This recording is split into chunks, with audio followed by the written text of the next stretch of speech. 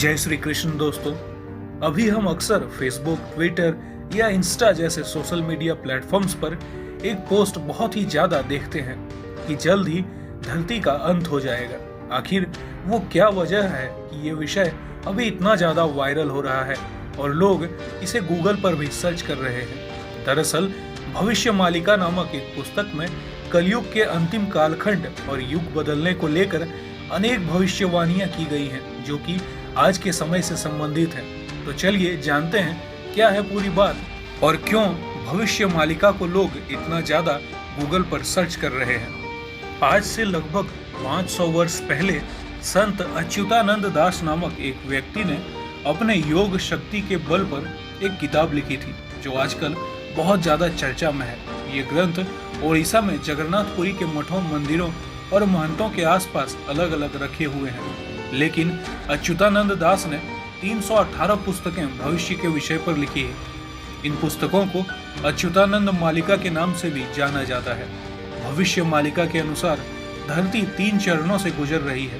पहला कलयुग का अंत, दूसरा महाविनाश और तीसरा आएगा एक नया युग। भविष्य मालिका के मुताबिक कलयुग के अंत में दुनिया भर में सनातन धर्म के प्रतीक चिन्ह मिलने लगेंगे। जल प्रलय और प्राकृतिक आपदा की वजह से कई पुराने गांव और शहर दोबारा दिखाई देने लगेंगे।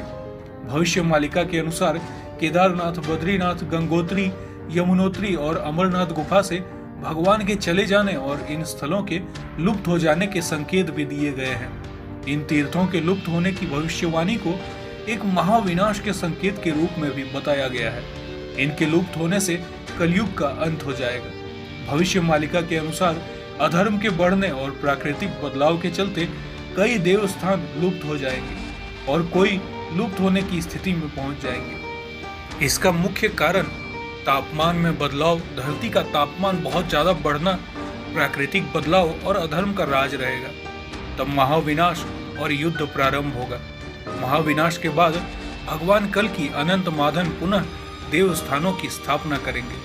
भविष्य मालिका के अनुसार चौथा महायुद्ध या कहें कि धर्म युद्ध धर्म और अधर्म के बीच होगा और तब भगवान विष्णु कल्कि के रूप में अवतार लेंगे और कली से भयंकर युद्ध करेंगे।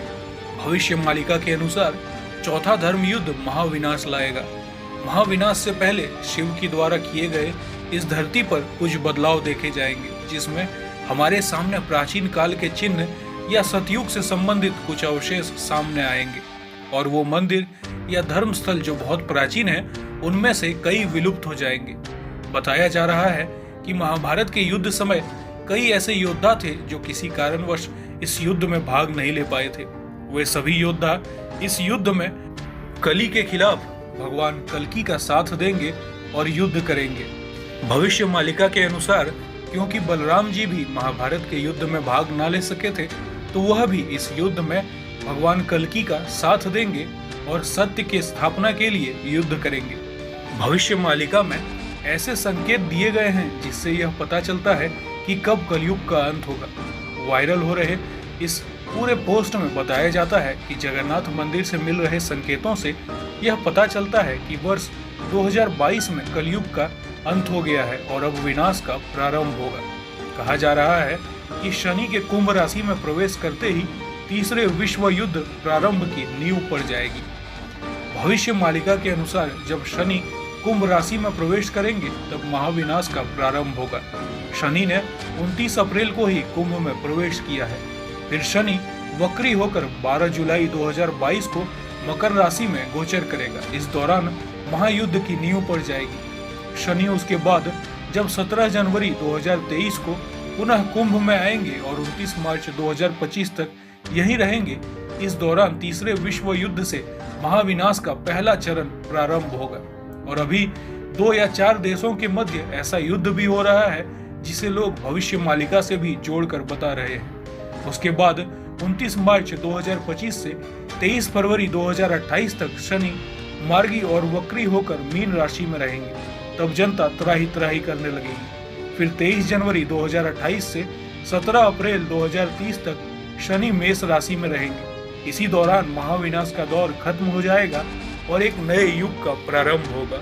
तो ये कुछ संकेत और ये कुछ बातें जो भविष्य मालिका में लिखी है, जिससे ये पता चलता है कि 2030 तक पृथ्वी का अंत हो जाएगा। लेकिन इसमें कितनी सच्चाई है या फिर भविष्य मालिका में लिखी कितनी बातें सच हैं, ये तो अब 2030 में ही पता चलेगी और तब तक हमें इंतजार करना पड़ेगा। लेकिन जिस तरह से भविष्य मालिका में इस समय का जिक्र किया गया है कि इस टाइम पीरियड में तीसरे विश्व युद्ध की नींव पड़ेगी और इसी समय में जैसे रूस और यूक्रेन के मध्य युद्ध हुआ, फिर जाके अभी इजराइल और फिलिस्तीनियों के बीच इतना भयंकर युद्ध हुआ, तो इसे बहुत सारे लोग भविष्य मालिका पुस्तक की भविष्यवाणी से जोड़ रहे हैं। खैर, हम किसी भी तरह से किसी को डराना नहीं चाहते या भविष्य मालिका में लिखे किसी भी बातों का समर्थन या पुष्टि नहीं करते, लेकिन कई लोग ऐसे हैं जो इन बातों में विश्वास रखते हैं और इन बातों को बहुत हद तक मानते भी हैं। आप इस विषय पर क्या विचार रखते हैं? कमेंट सेक्शन में अवश्य बताएं। जय श्री कृष्ण, जय जगन्नाथ।